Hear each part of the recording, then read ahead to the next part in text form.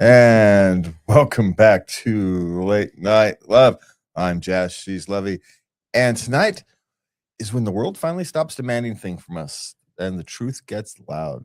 The doubts we swallow at work, the quiet ache of wanting connection, the strange, tender, messy ways relationships stretch us into new versions of ourselves. Tonight's episode sits right in that space where uncertainty is normal, where love is slow, where boundaries get tested, and where we figure out how to stay human in a world that keeps rushing at us. We're talking early dating jitters, workplace weirdness, slow burn hearts, parenting moments that hit harder than expected, and the complicated corners of long term relationships. It's honest, it's a little wry, and deeply human. Exactly the way late night love likes it. Oh man, my tongue is already getting tied. This is going to be a night. Oh, yay. Oh yay. Oh yay. All right. So do us a favor, hit the like, subscribe, share button. You can find us at latenightLove.us. You can send us your questions, comments, suggestions, etc. to love at latenightLove.us. And we really like it when you do. We do. How's all that? Oh, hey, there you go. Now you can even see. There you go. There it all is on the screen. Yeah. Yeah. All right. All right. So we're going to start off with our life segment. And we were talking early dating nerves, office politics, and paid time off guilt. And plus a little bit of fancy first dates. Coworkers who overshare, bosses who don't understand boundaries. This segment is all about the everyday emotional friction that makes adulthood feel like a never-ending group project. It kind of is.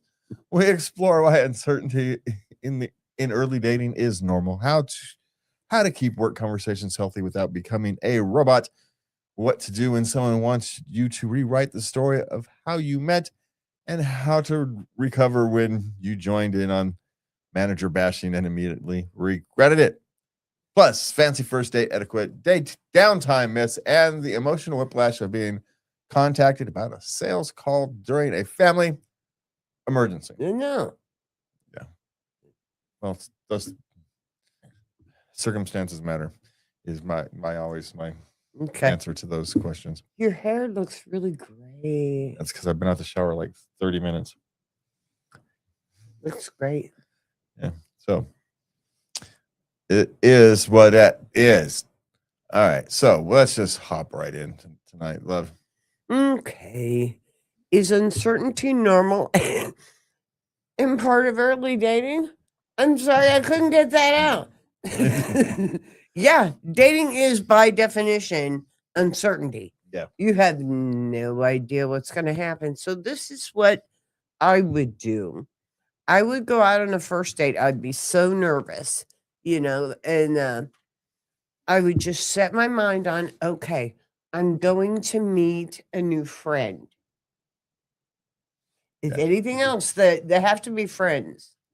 They have to be my friend. You're my best friend. Well, uncertainty is normal in the early part of anything, regardless of what you do, whether it's dating, whether it's trying out a new hobby, whether it's going to your first couple days of class, doesn't matter what it is. Yeah. The first few early times of riding a bicycle, you're uncertain how to stop, right? Without crashing. That's, the first time you start skiing, crashing is how you stop. This is it's the only certainty is that I can stop by crashing. So you crash. Yeah. There's things you do. But yes, uncertainty is perfectly normal in the early part of dating. It's perfectly normal in the early part of lots of things in life. Frankly, uncertainty never ends.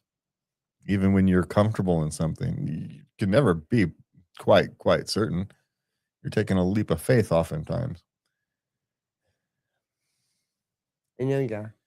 So, because certainty doesn't exist, right? You can talk about. But the thing is, you're doing it together.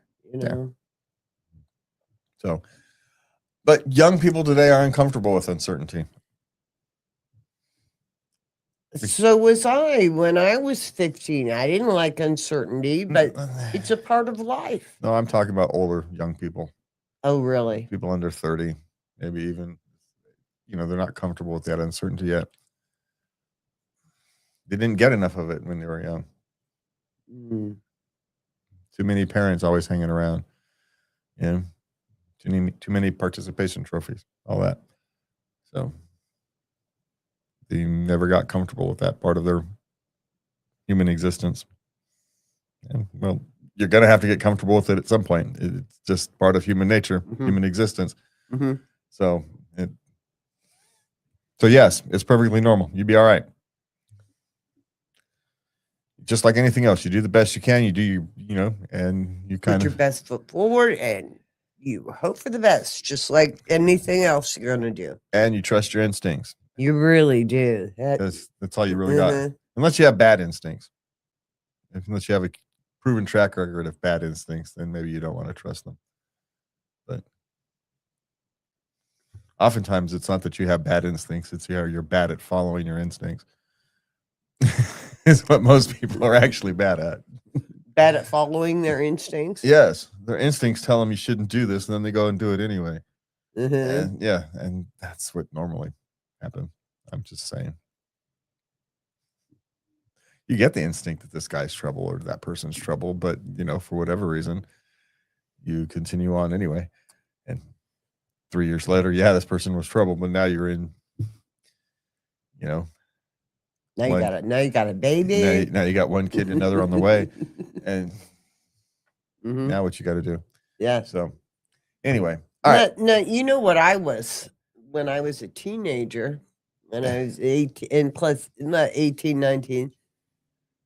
I'd see somebody, my alarm bells would go off, and I'd go, "Hello, trouble." Yeah. See? They were exciting. Stop that. But I'm telling you, that's why. Yeah. But I'm just saying. All right. Let's not spend 20 minutes on a question. Stop it. Hey, man. All right. What's next? Should I only talk about strictly work-related stuff at work? Well, depends how well you like the people at work. If it's I don't want to quite say toxic, because it doesn't have to be a toxic work environment for you to not want to. Sterile. Yeah. It could be the culture of the place. Yeah. Yeah. Who knows? So it really depends. Again, we just talked about having to take a leap of faith sometimes. Sometimes, you take a leap of faith. You have more personal conversations. Start with the easy stuff that doesn't matter. Essentially public knowledge that maybe they don't know because they don't care. But you don't mind people knowing. Yeah. Yeah. Your granddaughter just had a quinceañera. Pick, whatever it is. Yeah. Talk about the normal, routine, human stuff. You don't have to tell them about your colonoscopy. It's another business. No. Even though go get one if your doctor asks it. So the worst part is the prep. The actual procedures, no big deal. Really, they put you twilight sleep. Yeah. Yeah. The actual procedure is not a big deal. The biggest problem is the prep of that, just for whatever reason.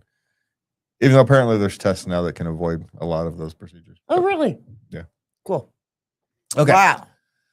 But should you only talk about strictly work stuff related at work? There's not a single set rule for that.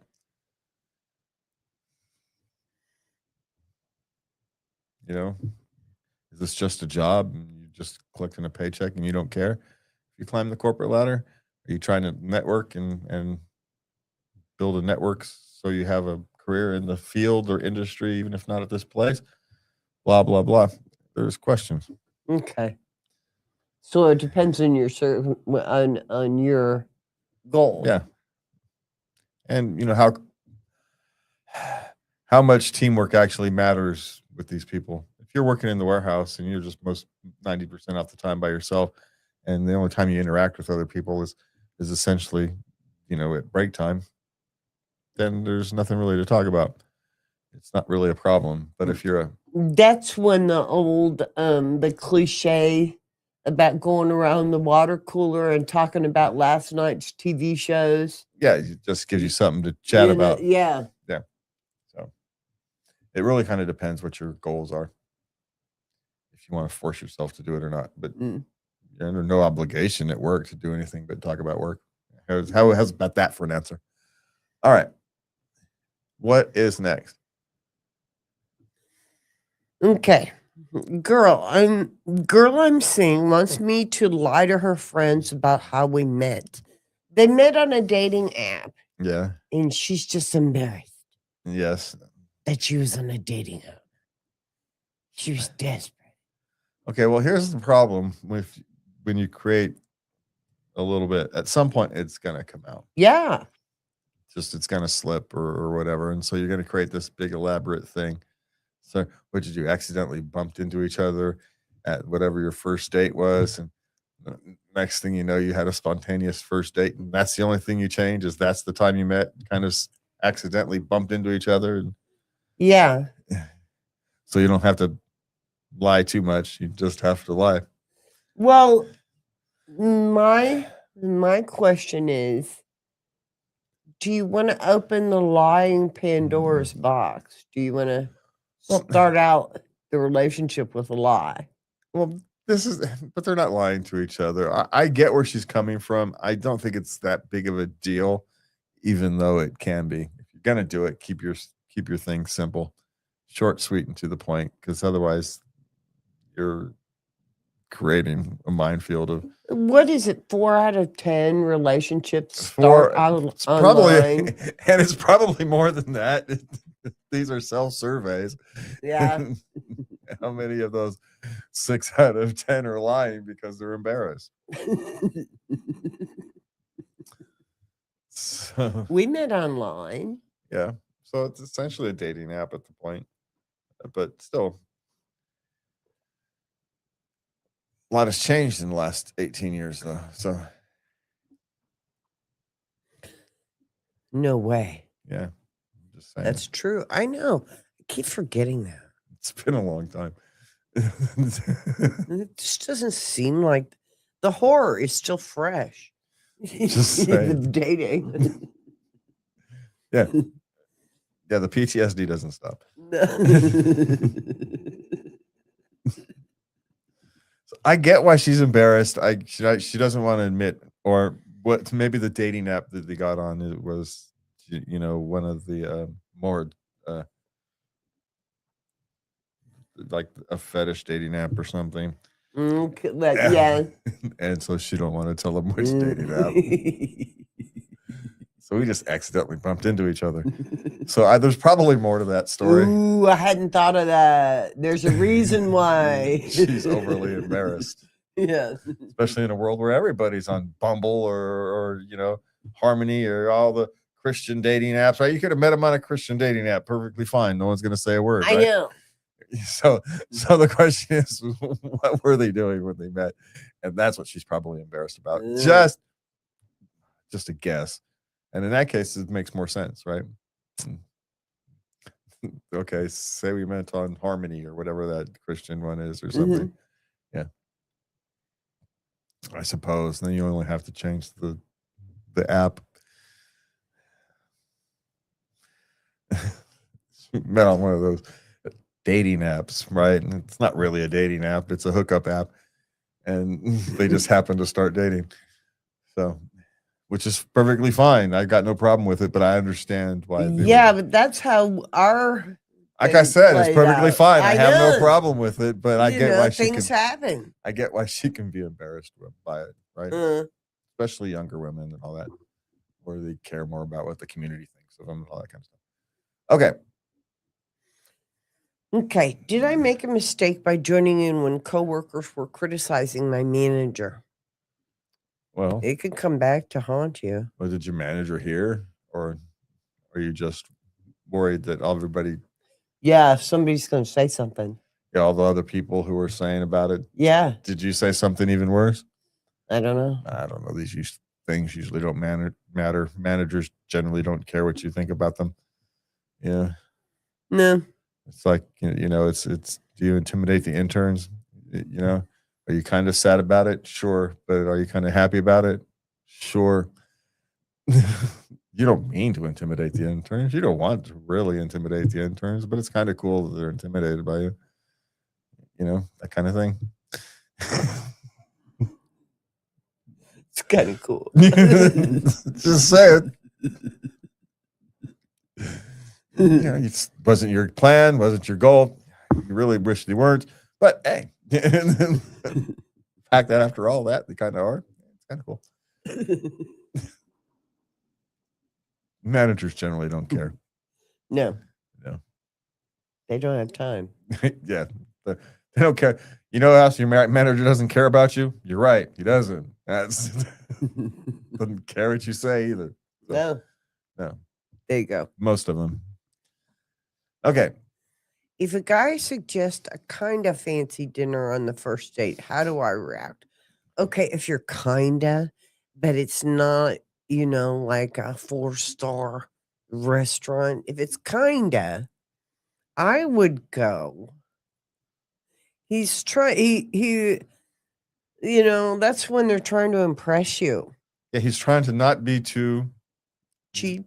well, he's not. He's trying to not go overboard, Yeah. right? While still trying to, impress you that he can take you out on a nice dinner.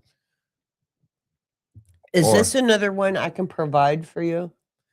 well, ultimately, even though they're not thinking of it that way, Yeah. but that's ultimately what it is. Okay. Yeah, you want to show that she can live a comfortable life because I don't know. That's what we're programmed to do since the beginning of time. Yeah, find a more comfortable cave, right? Well, I have to say, we do like that about you because it saves us from, that's one less question on the first date when we interview you. Yeah. Now, of course, it could be all on a credit card, and he had no idea. He has essentially no way to pay for that bill. That's next year's problem, right? So he has another goal in mind. So he just got a new credit card that he's using on you, and yeah, doesn't necessarily mean he has the money for that day. So I can go back to follow your instincts on this one. But a kind of fancy dinner is not actually the same thing as a fancy dinner. I know. And isn't it subjective what's kind of fancy? Sure. I mean, if you're used to, if you've got fast food tastes and someone wants to go to Red Lobster, that's a kind of fancy dinner. It is. Is Red Lobster a fancy dinner? No, not really. It's just fast casual. But it's seafood. Yeah. So I would go. It's just you got me at seafood. Yeah, but she might think that that's the fancy dinner because it's Red Lobster, and yeah. Is it a Ruth's Chris steakhouse? So it's subjective. Yeah. Now maybe he wants to take her to those Ruth's Chris steakhouse places? Those are relatively expensive. Is that a fancy dinner or not? It's kind of borderline. But poor people don't go there because it's too expensive. Okay. So you don't even think of going there because it's too expensive. I wouldn't even contemplate going there. Even if I had the money, it wouldn't come to my mind to go there, right? Because I'm not spending that much money. Not even for your birthday? No. If I'm going to spend that much money, I'll just pay someone to come cook it for me. Why would I even bother going somewhere if I'm going to spend that much money? I'll just pay someone who can cook the $100 to come cook my steak for me. That is just classic you. $100 for a steak dinner? What are we in New York City? Well, so it would cost, but anyway, not that I actually do that anyway. But then again, I haven't eaten out in a while. Can you tell? I dislike restaurants. Okay. So we don't go. You can go. I know I can go. I go with friends sometimes. Family takes me out. But you've been with me. I can't even get a simple cheese omelet. I know. You said that when that was one of our discussions when we were chatting online, getting to know each other, and I'm like, what is he talking about? And this is great. Now I got an exaggerator. Okay, fine.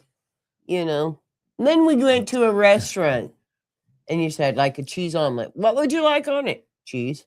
And what else? That's it. Just cheese. Yes. Yeah. I told you. I make cheese on that. I make cheese omelets.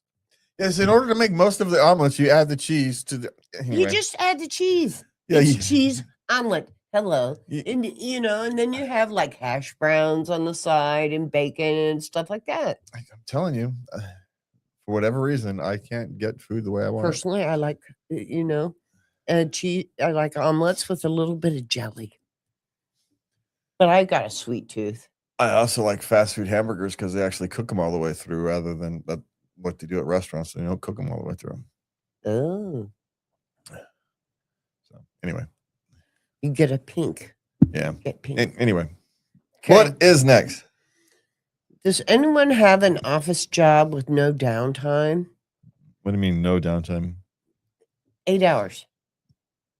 No break. Well, there's times when it can happen, but generally speaking, not well. Okay, not in the United States. No. They tried to do that to me at one place. They're like, "We don't take breaks." I said, "Yes, we do. It's the law."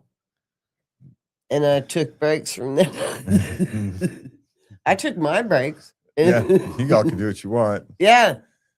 I don't care what you do, but I know it's the law that I get some breaks. This is why it drives me crazy when people eat at their desks, because half the time they're half working, and I'd rather just have you take the break and then come back and fully work.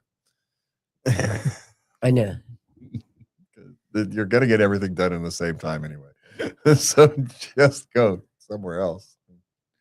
Turn your brain off for half an hour. And I actually at one place, another place, I had I got everybody in the office at our afternoon break. I got us to go I got them to let us go for 20 minutes instead of 15 minutes. And we'd walk out 10 minutes and then come back. And so it was a 20-minute break. We'd go for a walk. yeah. And I had read a study, it increases productivity time by like 30%, if you do that. The 3 o'clock snoozies, they weren't as bad. You get your blood pumping. Yeah. Yeah. You oxygenate your arms. It makes sense. Yeah.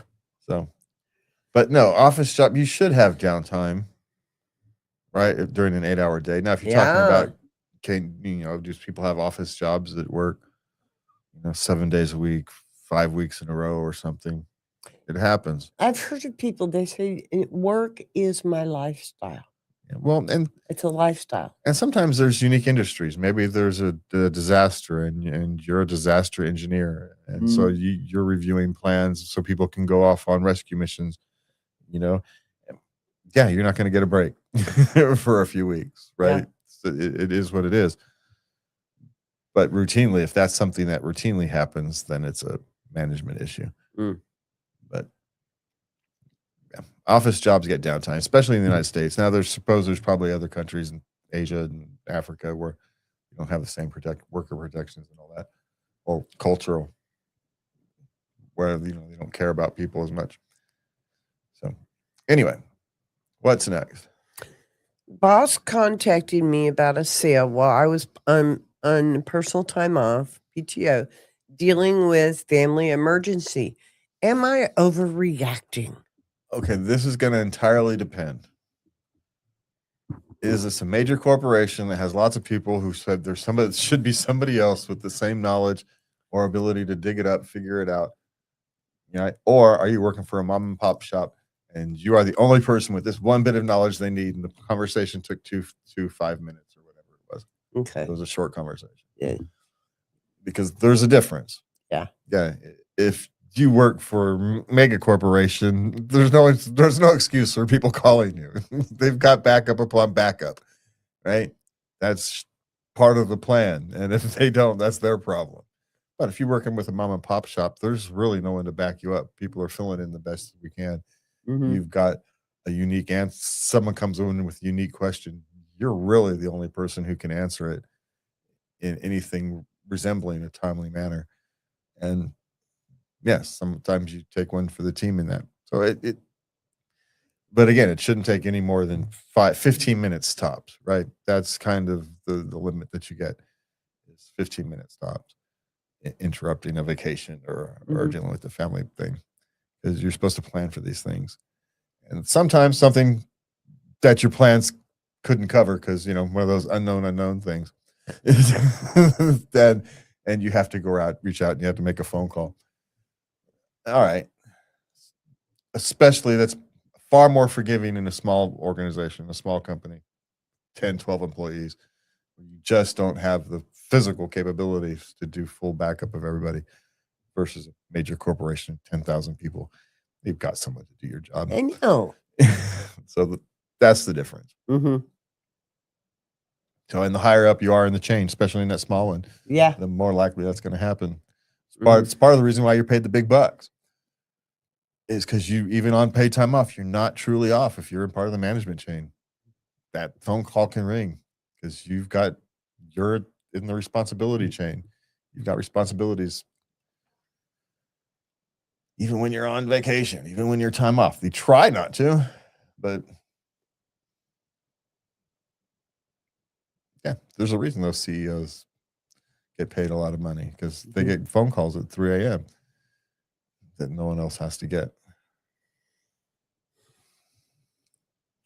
And they can't say no. They can't say, No, I know. yeah, they don't get to say no. There's nobody else to kick the can to. I mean, suppose they can have a right-hand man or an assistant they can kick the can to. Oh, really? Because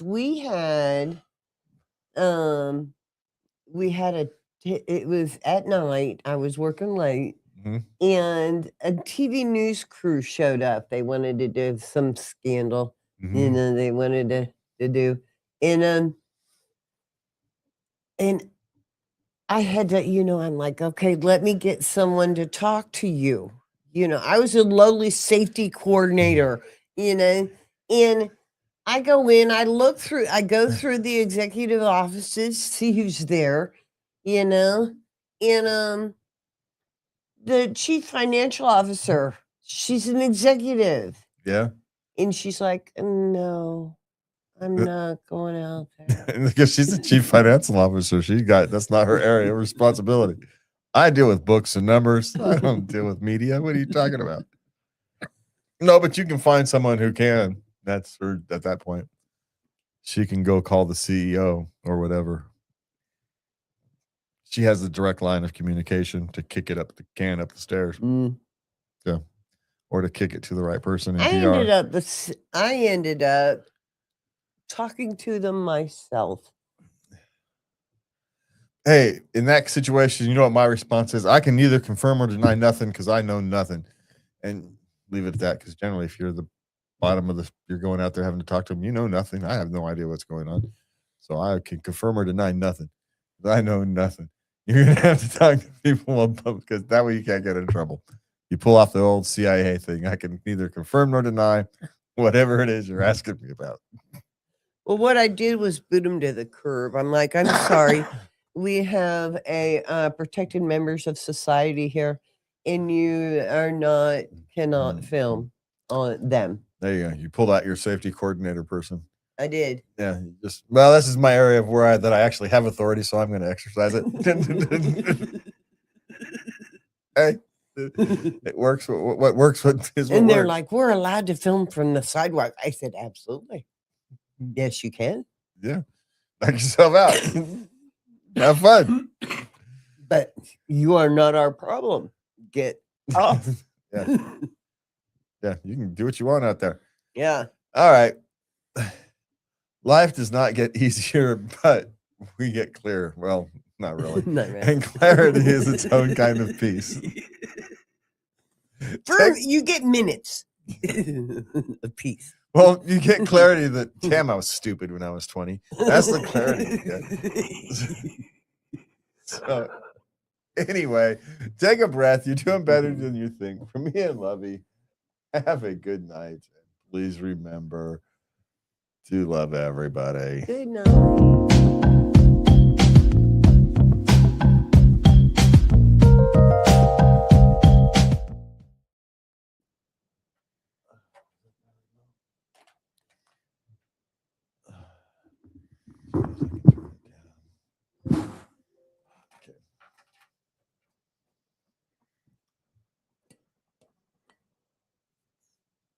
All righty.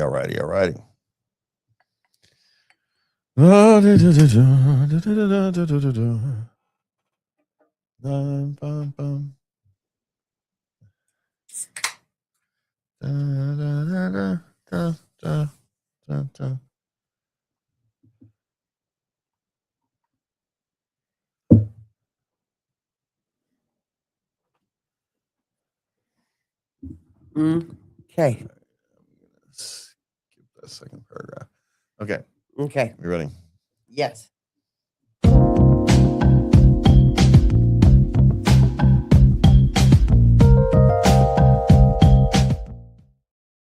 And welcome back to Late Night Love. I'm Jess. She's Lovey. And we are Late Night Love. You can find us at latenightLove.us. You can send us questions, comments, suggestions to love@latenightLove.us and do us the favor and hit the like, subscribe, share good things, or tell it. Or if you're listening to us on KUCU, do us a favor and tell your friends. There you go. Just tell your friends about us. Please. There's all that. Yeah.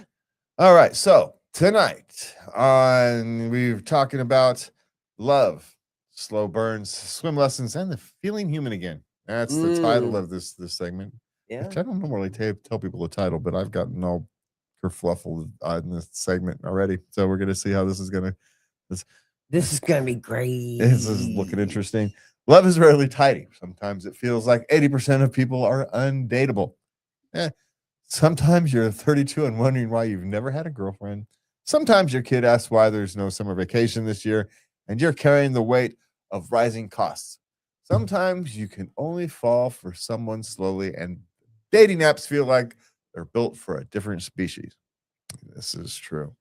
We'll talk about the slow burn hearts, parenting moments that sting, the weirdness of babies with no pants, and the confusing world of kids who trade punches as a form of bonding. This segment is about compassion for yourself, your kids, and for the strange ways love shows up. Yes, love does show up in weird, strange ways. Yeah. That is the It nature. does. That's the nature of love. All right, let's just hop right in. Am I crazy or are 80% of people undateable and nobody wants to admit it? I got news, hun. Somebody thinks you're undateable. Yes, 80. Well, okay. 80% of the people are, at least 80% of the people are undateable to you. That's an easy. It's probably higher than that, frankly, for you as a person. Well, because you got to figure, okay, who sits outside your age range? There's a huge chunk of people. Who, me? Anybody. Any person. Just pick one. You know what my biggest hurdle was in dating?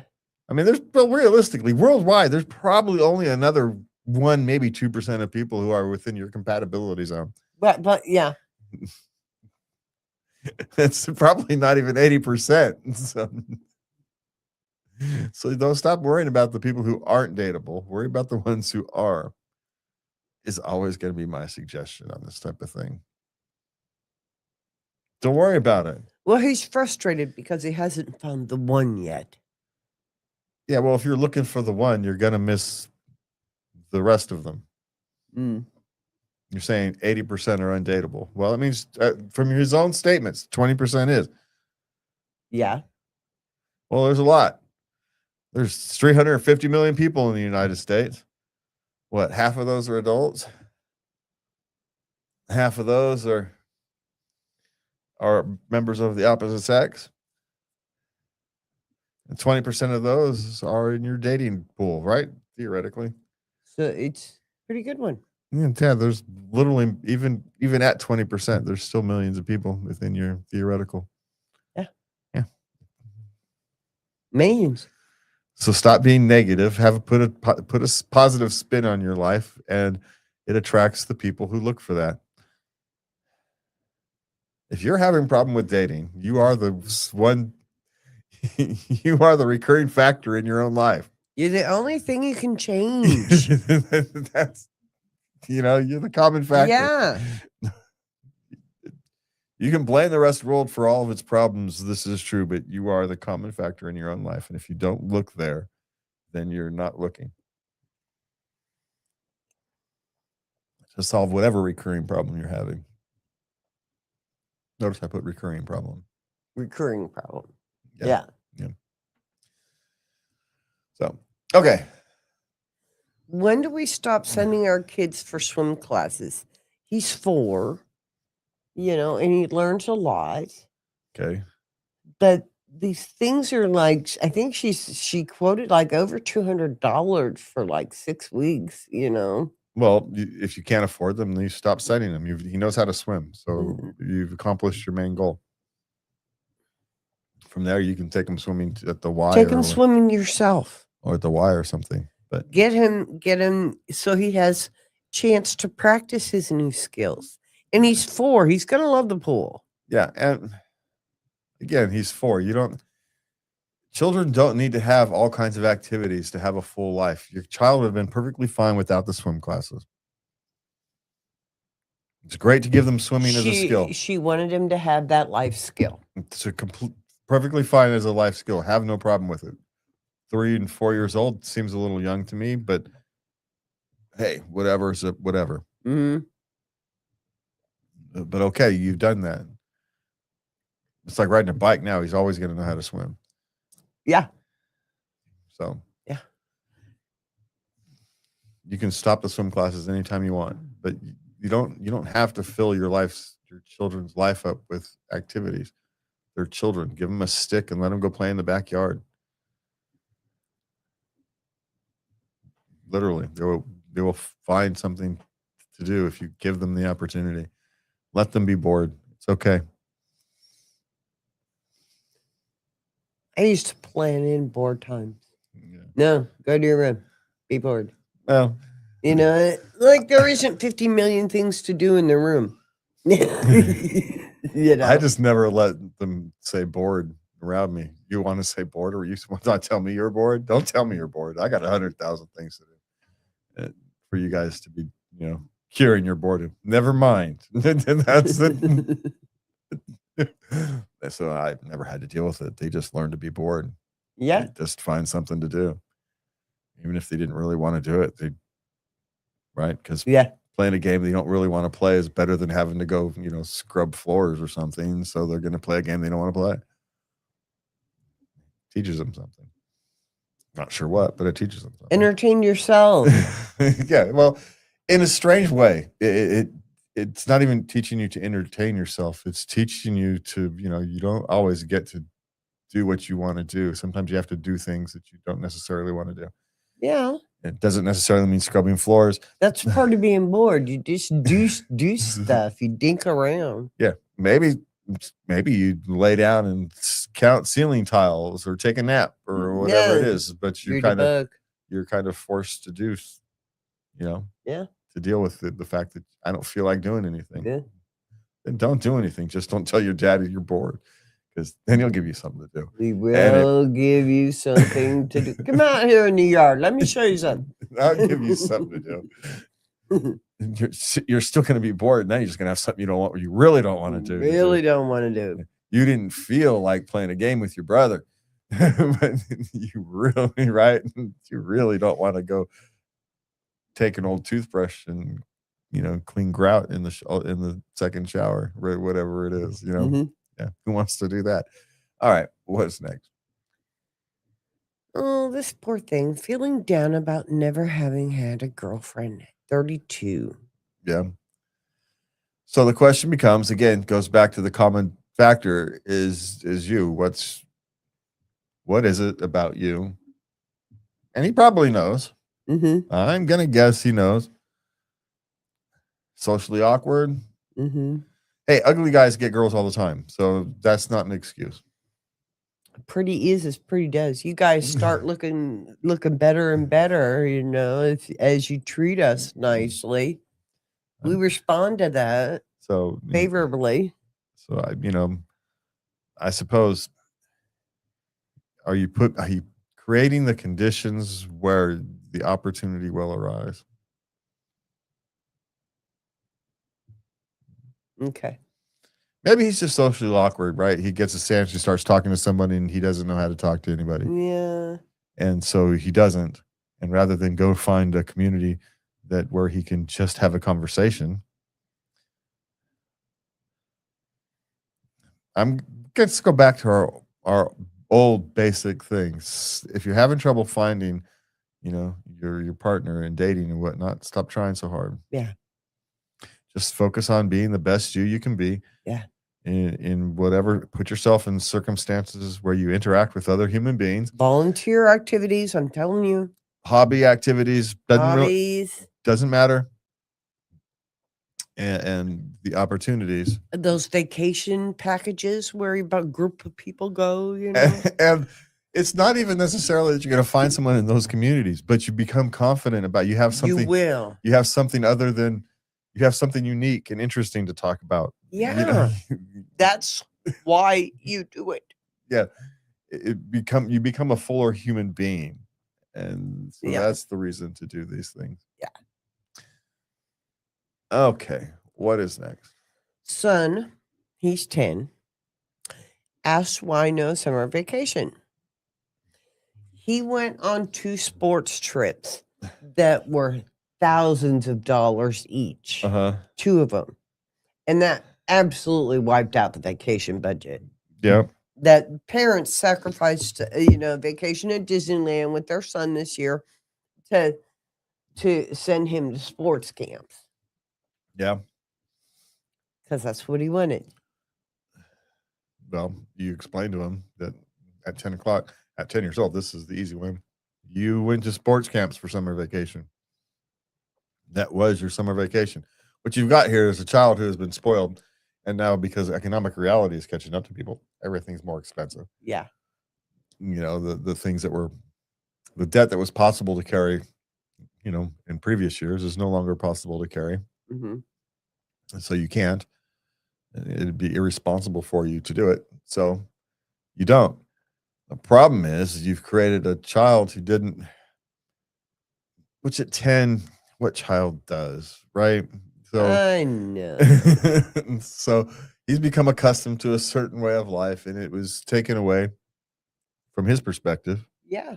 It was just taken away for no reasons he's not going to understand.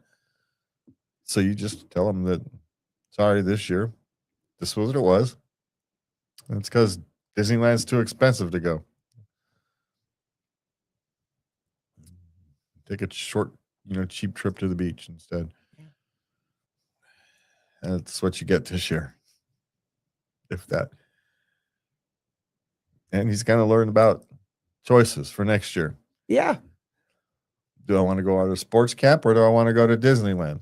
Mm-hmm. Which one do I get? If you're lucky to get one, kind of thing. You really are. Yeah. So, and you might want to figure some way to work that one in, that you're lucky to get your 2 sports camps. Lots of people can't afford, a trip to the beach is too expensive for them to take. So be a little thankful for the benefits you get.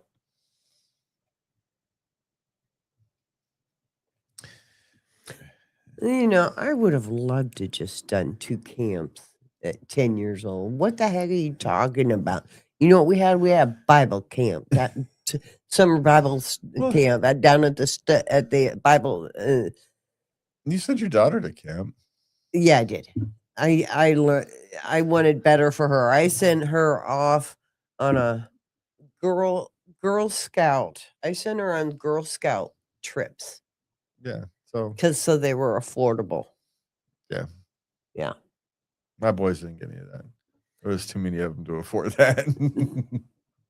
Yeah. Too many of them in too short of a time.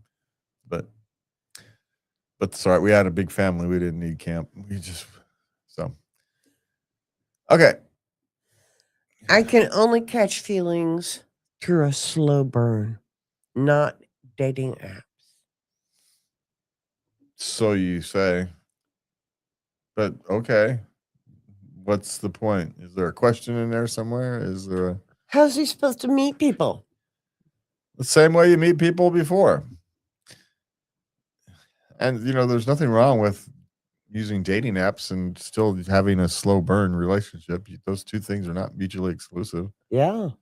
It's a different set of dating apps. You're not using the apps that are focused on hookups. You're using the apps that are focused on long-term relationship. It's when you pick and choose. Those generally cost something. They do.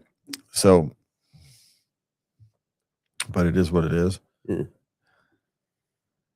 Yeah, I'm not sure what your point is.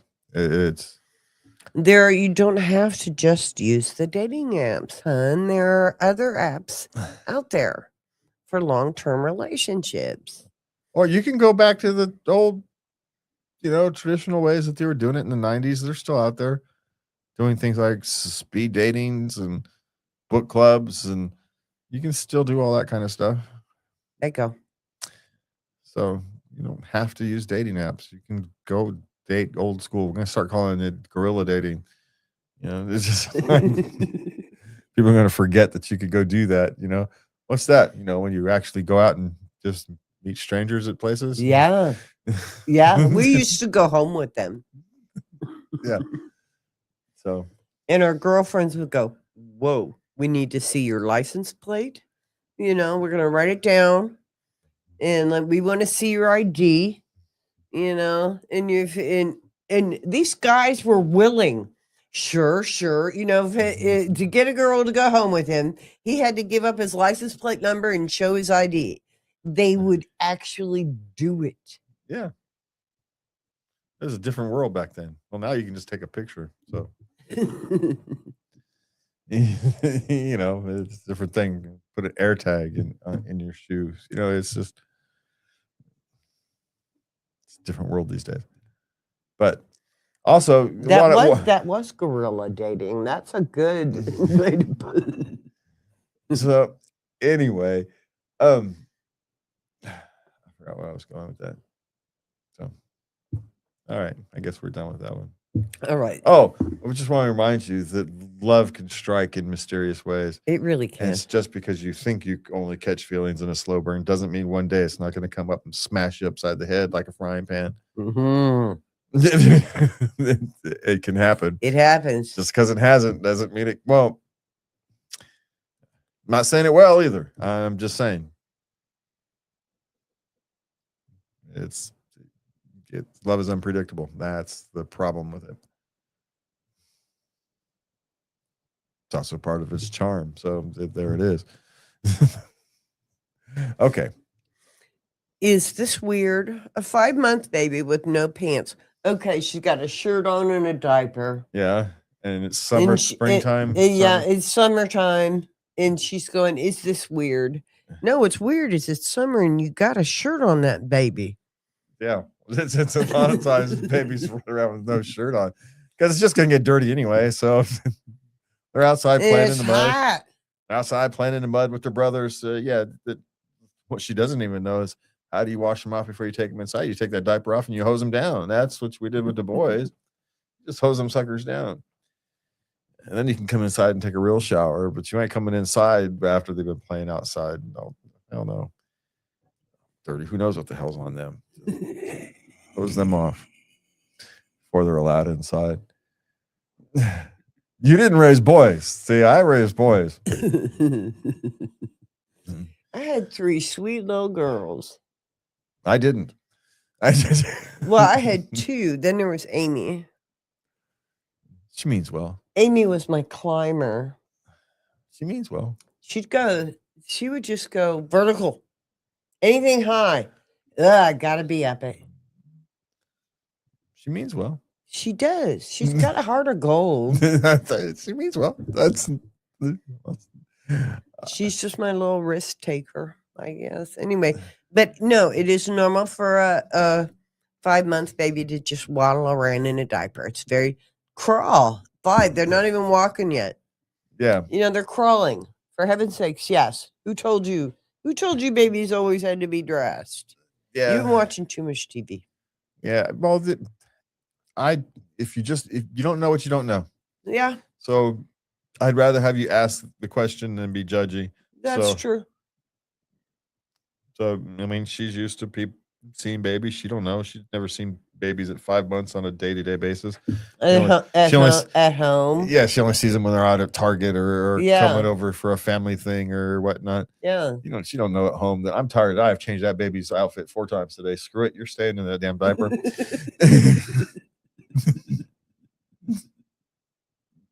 Yeah, you're right.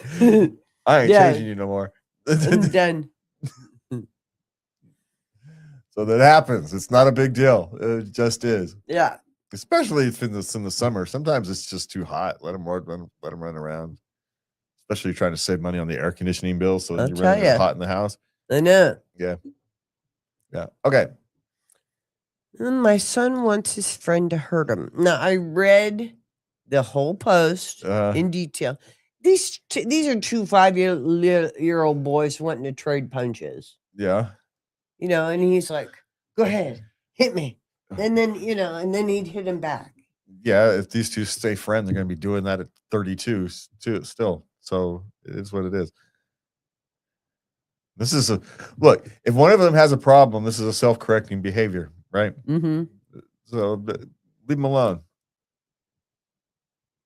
It's just this is 32. They'll do it at 50. I just didn't want to tell you that.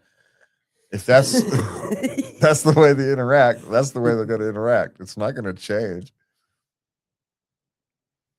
They're not being mean to each other. They're testing what hurts and what doesn't. And they're actually trusting their friend to do it. But what you're seeing there it's not a warning sign, it's that they trust each other. Mm. Leave them alone. They're smacking each other in the arms or something. They're not like hitting each other in the face. No. Yeah, they're not stupid. They know where to take a punch. Leave them alone.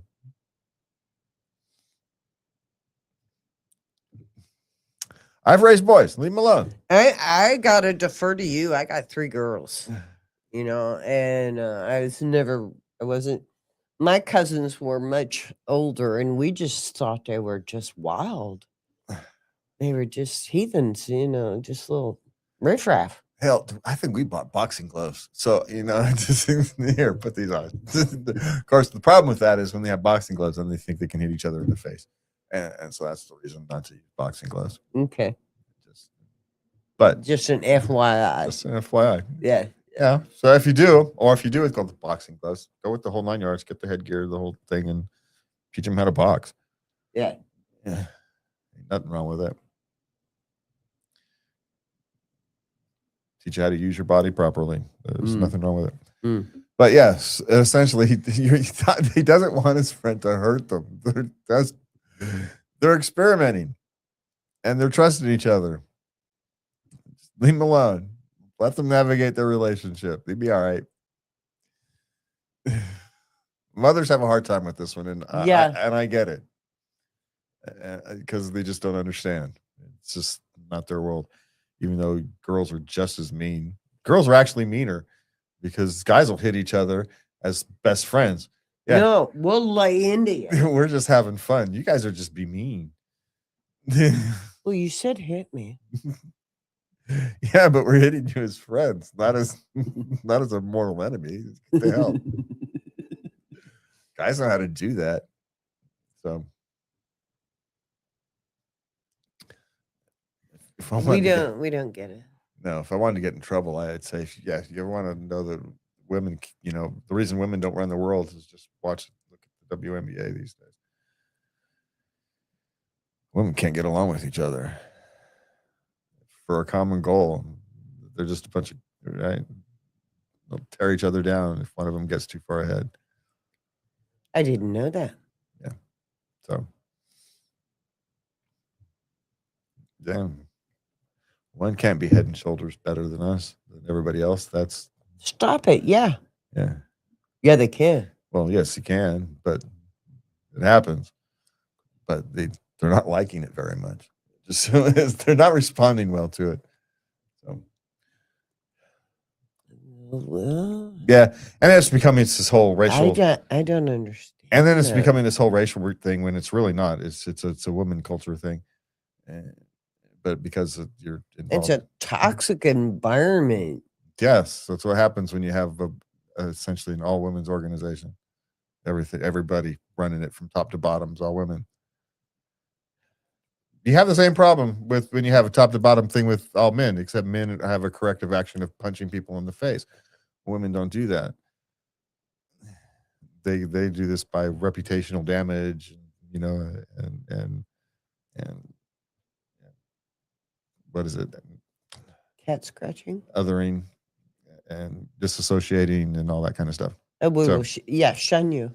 Yeah. Shun the non-believer, or shun in this case, shun those who are sticking out in, who are catching more attention than the rest of us. Yeah. Anyway, we went way off the That's rails. sad. We went way off the rails. Well, though it's sad is they're viewing it as some kind of racial thing when it's really not. It's really it's a toxic environment thing, but no one wants to talk about that part of it Oh, I'll knock it off. because it's easier to, it's easier to blame everybody and racists and all that stuff, which of course they're going to take advantage of it, but that's not the fundamental problem. All right. Love doesn't always arrive on schedule, and we sure apparently go way off track, but it does arrive. And when it does, it feels like exhaling after holding your breath for years. From me and Lovey, have a good night. And please remember to love everybody. Good night.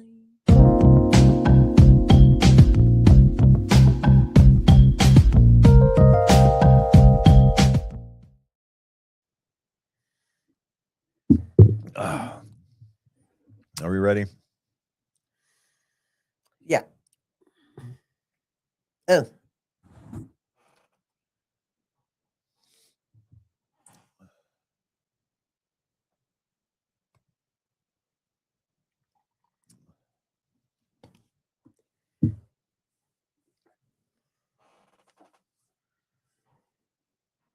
Okay.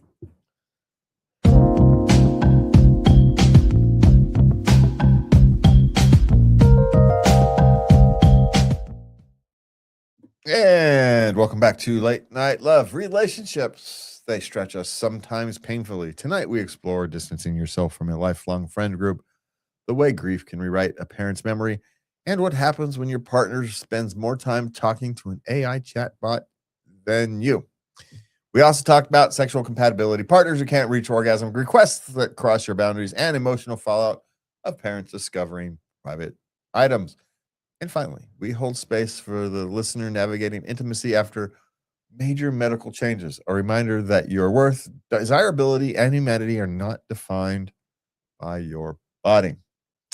All right. So before we start all that, though, we want to remind you you can find us at latenightLove.us. You can send us your questions, comments, suggestions, etc. to love@latenightLove.us. And do us a favor, hit the like, subscribe, share, all that good fun stuff. And if I forgot something, then I did. So it is what it is.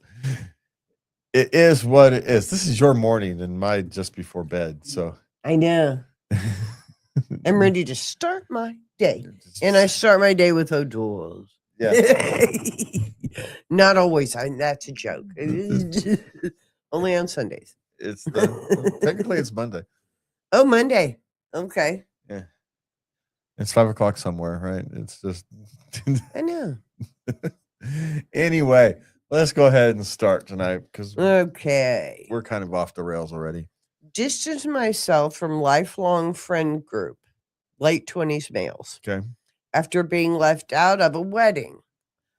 He's 29, would have stood up in it if I did. I handled this right. He took it to the group chat. Uh-huh. And what's bothering him, someone in there told him, you have to have been in a relationship before you can be a groomsman. Who says that? That's a new one. I know. But anybody can have their, like, here's the thing. You don't take not being part of a wedding group personally. He feels left out. Yeah. But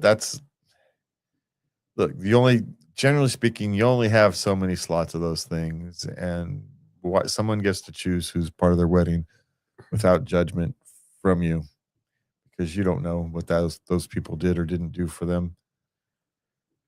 The personal connection they may or may not have, a family connection that may be meaningful to family. Right? There's There's more than you, and it's not your day. Yeah. It's not about you. So don't make it about you. Yeah. Now, here's the thing. In your late 20s, you are naturally going to be distancing yourself from your friend groups that you established in high school and college. Sorry, but you do. It's just the way it goes. Yeah. I mean, needs change, circumstances change, people get married, people move. Interests. Have you heard of that Christian joke? It says no one talks about the miracle that Jesus had 12 friends in his mid-30s. That is a miracle, right? No, I probably don't have 12 friends. Probably don't. Not people I'd call. There's lots of people with whom I have a relationship with, but I don't go hang out with them. We don't play Dungeons and Dragons together. We don't, oddly enough, we talk more about our life experiences and the things we're dealing with than we do any of the other stuff. Yeah. We know about more private, intimate details than we do about what we do for hobbies. Well, generally, because we're usually engaged in our hobby is the thing. I work with a bunch of people in public access and media, right? So a bunch of people are engaging in their hobbies. Yeah. And that's just how I know them. So, but the conversations are often around other things, around life. Everybody's talking with people who are about my age and their life experiences, the thing their kids are going through. Yeah. It's remarkably similar to the things my kids are going through. Details are different, but the grand scheme of things are the same, right? Sure. In the grand scheme of things, everybody's life's the same. Yeah. It is what it is. So it is what it is. So, I don't know. Did you handle it right? Hey, there's no one can but you can say that. What I can say is you probably took this more personally than you should have. But do you care enough to want to fix it?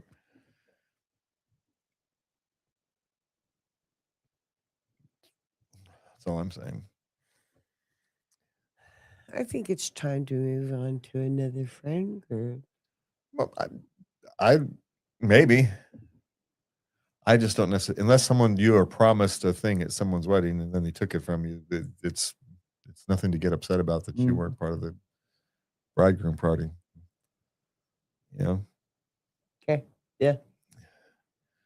Maybe they only wanted 2, and you were choice 4. Well, guess what? Yeah. MySpace is coming back. They're gonna make you choose your 8 again.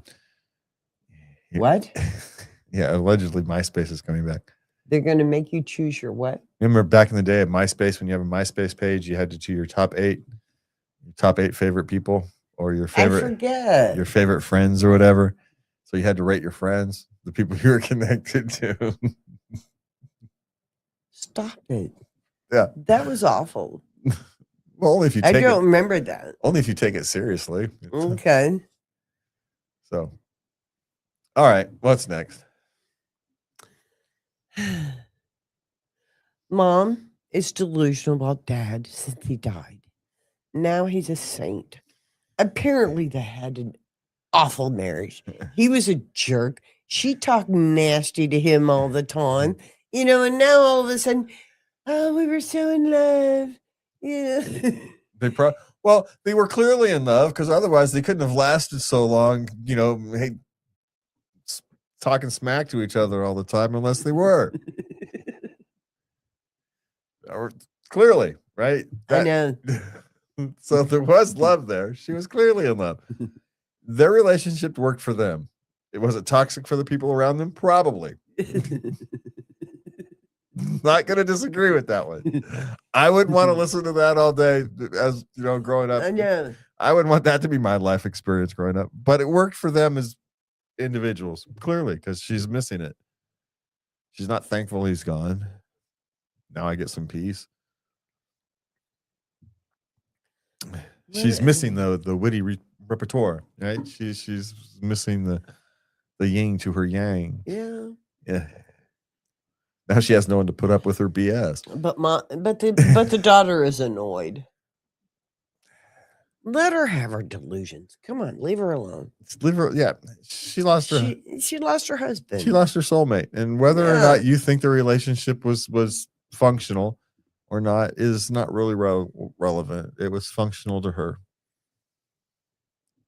and there's no reason to speak ill of the dead. It's not going to change anything. And my guess is she's probably too old at this stage to want to make more of her life than just play it out. So Yeah. leave her alone. And people mourn in different ways. Give it time. Yeah. Yeah, we don't know how long it's been, a year, 6 months, 2 years. It might be one thing. I forget. Might be one thing. It's been 5, 6 years. But she's got his pictures all over, ashes on the mantle. That's what people who genuinely loved each other at the bottom, that's what happens. Yeah. They were their lives. Yeah. No, we could do that to each other too, I'm far too lazy. But for my point, I've lived like that before, and I'm not up for it again. I don't want to create misery for somebody that, okay, not just love. I like him. He's my friend. He's my best friend. Why would I want to be mean to him? But they just did. You know what? It's finding someone who can put up with you. They found someone who could put up with each other.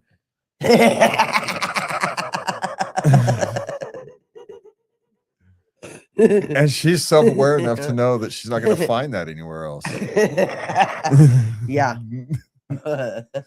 So yeah, you're going to miss that. Yeah. Because here's the thing. For her, he was an angel. He put up with me. Yeah. Yeah, he was grumpy and all that stuff, but he put up with me. So anyway, leave her alone. Leave her alone. Is my suggestion. It's okay to be annoyed. You don't have to. Doesn't mean you have to do anything with it. Okay, what's next? My husband is constantly talking on his phone when we're together. Talking to an AI chatbot app, and it's making it impossible to have a normal conversation. Now, okay, let's be clear. It's a 35-year-old man and a 38-year-old man. Uh-huh. So